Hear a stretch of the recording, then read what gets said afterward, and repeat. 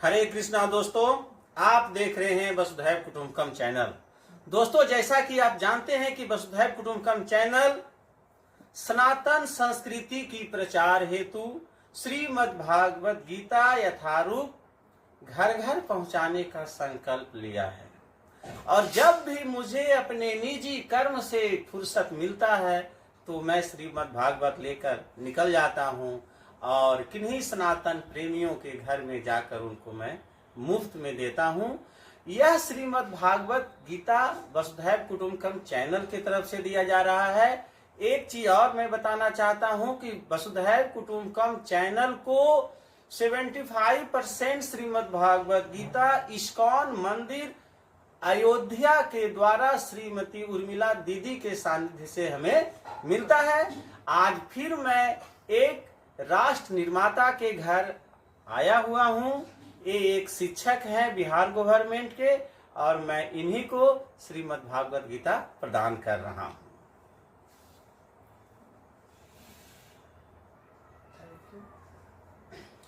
जी sir, बहुत बहुत धन्यवाद सर।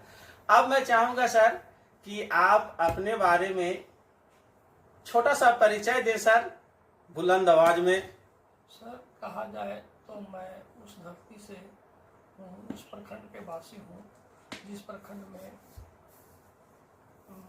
जयप्रकाश आंदोलन के समय और जयप्रकाश जी हमारे प्रखंड में आकर के अपना निवास किए और वहीं अपनी अंतिम सांस भी लिए हैं।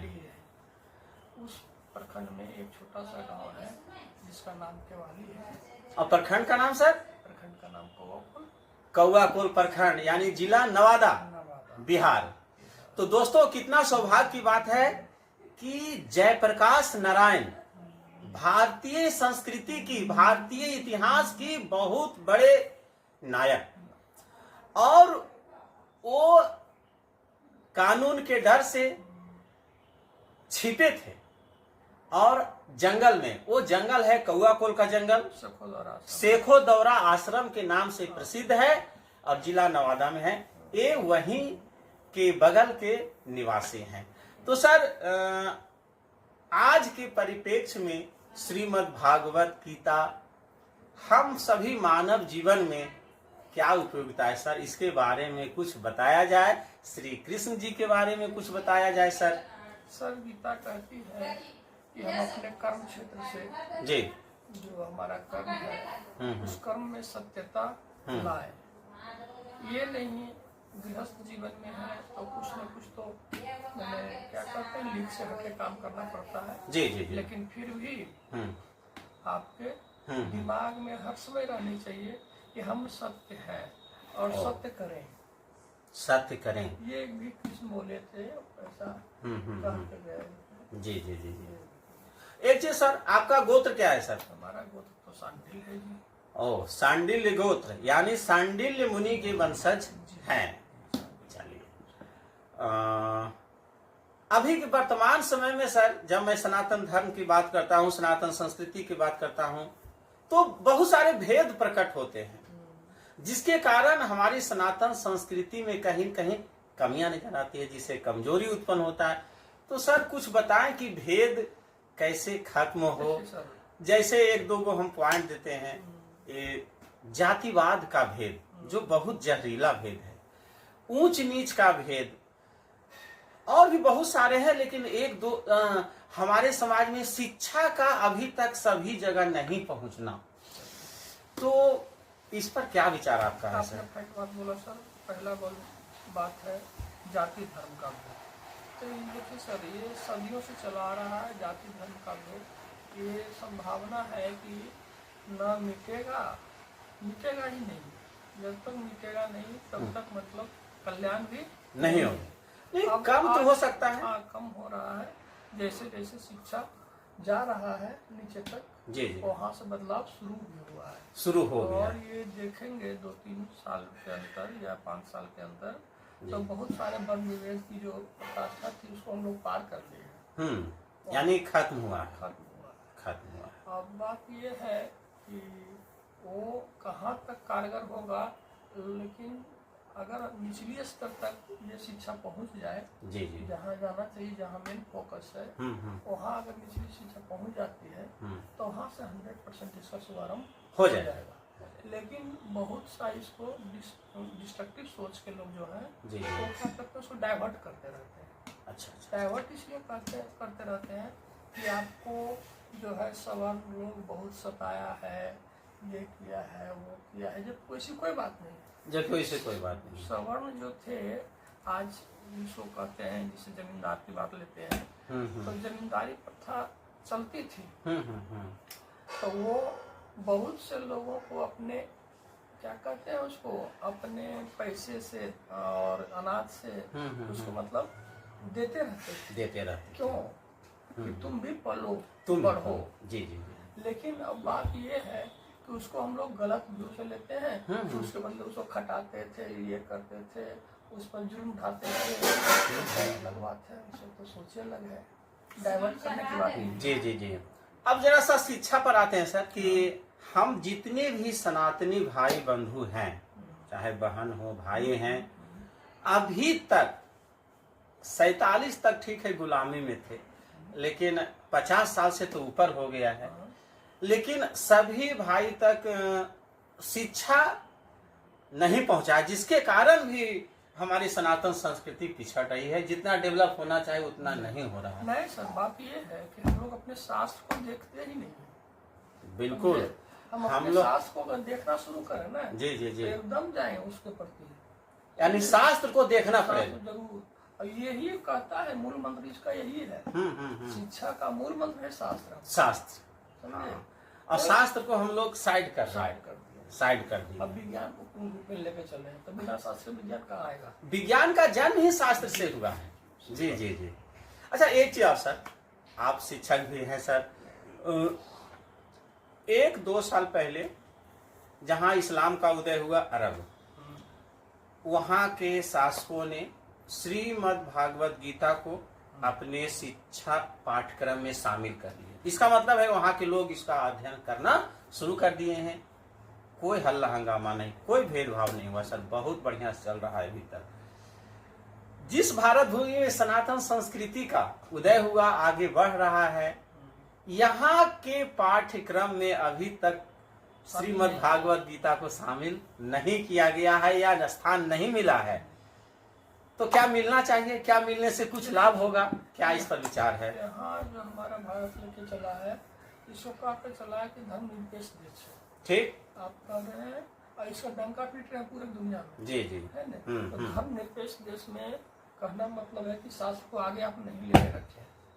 शास्त्र को अगर आगे लेके रखते तो धर्मनिरपेक्ष देश नहीं होता, ये धर्मनिरपेक्ष होता। तो संविधान का प्रथम पेज पर ही प्रभु मर्यादा पुरुषोत्तम श्री राम, गणेश जी और भी सनातनी प्रतीक जितने देवी देवता भगवान स्वरूप अवतार स्वरूप का फोटो है, वो क्यों रखा गया?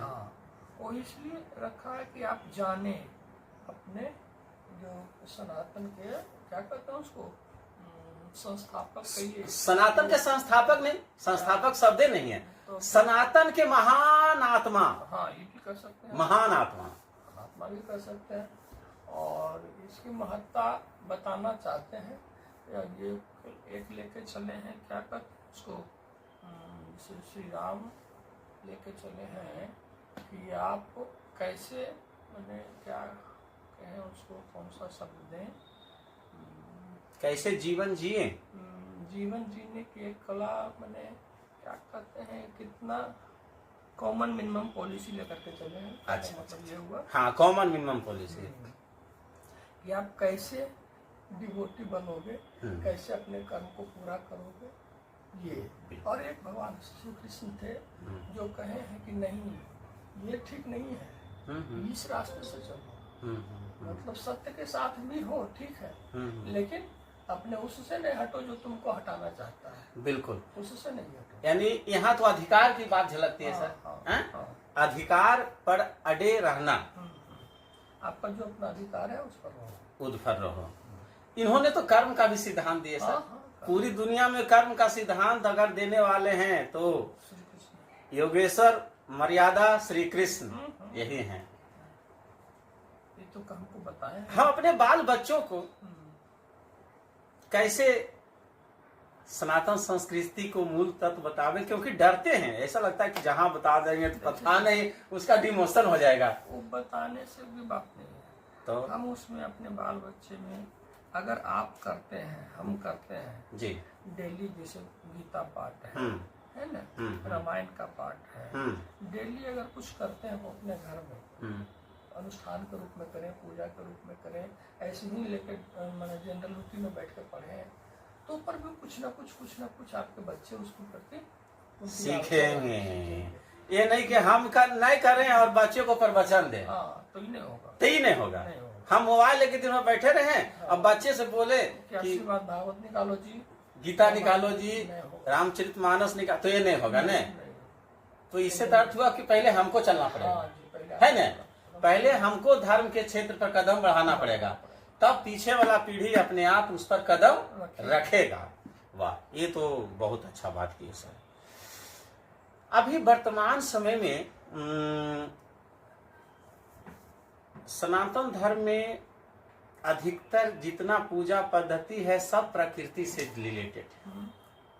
आज हम लोग प्रकृति का तो विनाश करते जा रहे हैं सर, जिसके चलते असंतुलन भी पैदा हो रहा है। इसका कैसे क्या निराकरण है सर, क्योंकि ये तो धर्म का हिस्सा है। देखिए, सनातन धर्म और क्या कहते हैं कि अभी क्या पूछे थे, क्या कुछ बोल रहे थे अभी? बोल रहे थे कि प्रकृति, हाँ प्रकृति कहता है कि आप विकास कर रहे हैं, तो विकास जब करेंगे तो अपने आप प्रकृति से छेड़छाड़ करेंगे, है कि नहीं? अब बात है कि विकास में ही विनाश भी छिपा हुआ है। जितना विकास करेंगे मैंने विनाश की ओर ही उतना जाएंगे आप। हाँ, क्या बात मानते हैं? हाँ, वो तो दोनों नेगेटिव पॉजिटिव साथ ही चलता है। लेकिन मनुष्य है, हमको डेली डेवलप दिखाना है, तो विकास तो करेंगे ही, प्रकृति में छेड़छाड़ तो करेंगे ही, प्रकृति को सुधारात्मक रूप में देंगे, सुधारने के लिए भी काम करेंगे, है ना। लेकिन बात है कि इसी में चलना हमको है, इसी में चलना। क्या हर घर में श्रीमद् भागवत गीता होना चाहिए? देखिए सर, होने से मतलब नहीं है, मतलब आपका सोच डेवलप कर रहा है कि नहीं गीता के हिसाब से। लेकिन सर जब रहेगा घर में शास्त्र, तब ने उसका उपयोग कुछ करेंगे तो उससे ले सकते हैं। अगर ये देख भी लिए आप प्रत्येक दिन, इसका दर्शन भी आपने कर लिया, तो आपके दिमाग में श्री कृष्ण आ जाए। आप ये तस्वीर को भी देख लेंगे ना। बिल्कुल, कितना अच्छा बात बोले कि अगर दर्शन भी कर लिए तो ये छवि आपके दिमाग में रहेगा कि किनको मैंने देखा है। तो श्री कृष्ण की छवि भी बहुत काफी है। ऐसे अगर पढ़ा जाए एक श्लोक ही रोज, वो तो बहुत बात, तो वो तो और अति उत्तम है। तुलसी के पौधा के बारे में कुछ बताएं सर, क्या वो जरूरी है लगाना या नहीं लगाना जरूरी है? देखिए सर, विज्ञान के हिसाब से तुलसी बहुत पूज्य पेड़ है। हमारे सनातन धर्म में भी ऐसा माना गया है जी कि तुलसी हर एक सनातनी के घर में होना चाहिए। और तुलसी मान लिया आयुर्वेद के भी हिसाब से अगर देखते हैं तो बहुत सारे रोगों का निवारण अकेले तुलसी कर देती है। इसे तुलसी तो एकदम नितांत आवश्यक है, नितांत आवश्यक है। इसमें तो आपके वेद में भी इसका जगह मिलता है। बिल्कुल बिल्कुल सर, वेद में भी जगह मिलता है। और सर श्री कृष्ण जी के बारे में कुछ बताएं। तो और क्या, उन पर तो कई एक आरोप लगता है चोरी का, नहीं कैसे वो माखन चोरी कर लेते थे, तो और क्या क्या मैंने, तो उस पर क्या विचार है? पृथ्वी पर रहने के लिए दिखाना तो पड़ता है ना गृहस्थ जीवन में। गृहस्थ जीवन में आप कैसे रहेंगे, क्या करेंगे, कहाँ से क्या करेंगे, क्या देखेंगे, लेकिन सत्यता तो सब में झलकती है। तो चोरी करके सत्यता झलकावे में जब देखे माँ को दिखा रहे थे कि मैं माखन नहीं खाया, जब मुंह खोले वो तो देखे उनके मुंह में क्या, पूरा ब्रह्मांड दिख गया। नहीं, लोग कहते हैं कि देखो एक चोर आदमी को लोग भगवान मानते हैं, और दिन दहाड़े जूठा लगा हुआ है, झूठ बोल रहा है कि हम नहीं खाए हैं। तो कैसे देखे ने, आए? पूरा ब्रह्मांड नजर आ गया उसमें उनकी माखन। हाँ, तो पता चल गया उनको कि देखो हमने क्या कर दिया। इधर माखन लगा हुआ, इधर का तैयो करे माँ मैंने तो माखन खाया ही नहीं। और माँ देख रही है कि यहाँ लगा हुआ, और जबरदस्ती लपेट दिया। कहे चलो भाई मुंह दिखा। और जब मुंह दिखाते हैं तो पूरा ब्रह्मांड दिखाई दे रहा है मुंह के अंदर। तो बिल्कुल वो तो भाई माने ईश्वर हैं, वो तो कुछ भी कर सकते हैं। लीला उनका नाम है, लीला पुरुषोत्तम। तो यही सर हम मानव हैं, मानव को भी जो पृथ्वी पर बना करके भेजा गया है ना जी, या हम लोग पैदा हुए हैं ना, तो यही लीले करने के लिए पैदा हुए। जिनको जो मतलब क्या कहता है उसको पाठ मिला है ना, वो पाठ करता अपना निभा रहे हैं। कोई बाप का, कोई बेटा का, कोई पति का, कोई पत्नी का, हर लीला आपको दिखाना है। कोई मैंने क्या कहता है उसको दयावान होकर के, कोई कुरेल होकर के, ऐसा कोई लड़ाई कर झगड़ा करके, कोई मारा पीट करके, ऐसे मैंने करके दिखाना पड़ता है। कोई मजदूर बना है। अभी तक जीवन में जितने भी साथी संगति या श्रीमद् भागवत गीता बांटे हैं उनसे मिले हैं, 100 में 100 आदमी बोलते हैं सर कि मैं दुखी हूँ। सही। तो मैंने ऐसा क्यों कि सब के सब दुखी हैं। अगर दुखी है तो फिर उसका निवारण क्या है सर? दुखी निवारण का एक उपाय है, आप में अगर संतोष नहीं है तो दुख का निवारण कभी नहीं जी। अगर आपके बुद्धि में, दिमाग में संतोष शब्द आ गया, ये जो है हमारे लिए मैंने क्या कहते हैं बहुत। अगर ये आपके दिमाग में आ गया, आप देख कर चलिए नीचे, आपसे नीचे बहुत सारे लोग हैं। हाँ बिल्कुल, लाखों लोग देखते हैं, रात होता है उनका प्लेटफॉर्म पर और बोर होता है। बिल्कुल बिल्कुल, एक टाइम भी भोजन की व्यवस्था लाखों लोग को नहीं है। रूम में है, पंखा के नीचे है, बहुत सारा सुविधा, तब भी दुखी हैं हम। एसी में रह रहे हैं तब भी दुखी हैं। लेकिन संतोष शब्द आगे करके रखिए, संतोष आगे समृद्धि आ गई। बेल जब आए संतोष धन सब धन धूरी समान। और अगर सुखी रहना है तो पहला संतोष, और दूसरा अपने से नीचे देखना शुरू करो, तुम्हें खुशी मिलेगी और तुम सुखी हो जाओगे। श्री कृष्ण कभी बराबर में नहीं देखते थे। हाँ सही, जहाँ भी इनका नजर रहेगा बराबर में नहीं रहेगा, बराबर में नहीं रहेगा, नीचे रहेगा। हाँ, डाउनफॉल होता है। तो चलिए इसी में रहना। हाँ, बिल्कुल। और एक चीज मैं बोलूंगा कि अगर सबसे ज्यादा सुखी रहना है तो श्रीमद् भागवत गीता को आत्मसात करें, इनको पढ़ें और हरे कृष्णा हरे रामा का महामंत्र जाप करें, आप सदा सुखी रहेंगे। चलिए अब मैं इसी के साथ अपनी वाणी को विराम देता हूँ। भारत माता की जय। हरे कृष्णा हरे राम, जय श्री राम।